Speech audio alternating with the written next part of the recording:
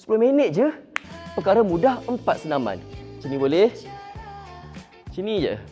Ini tujuan dia untuk kuatkan bahagian kaki semua. Buat 30 saat. Lepas tu 30 saat rest. Tangan macam ni, buat 30 saat juga. Macam ni Okey, buat 30 saat. Habis 30 saat, rest. Kita buat senaman yang ketiga pula. Dudukan kaki tu jauhkan sikit. Jatuhkan sikit. Badan macam ni. Posisi tangan tu elok. Lepas tu buat macam ni. 1. 30 saat. Pelan-pelan. Tak perlu laju. Relax je. Dia untuk bahagian tangan dan juga chest. 30 saat. Untuk keseimbangan je. Dan buatlah untuk 3 kali. Itu je. Nak lebih lanjut macam mana cara untuk turunkan berat badan dengan senaman dekat rumah je. Boleh follow Taufik Fauzan. Itu je. See.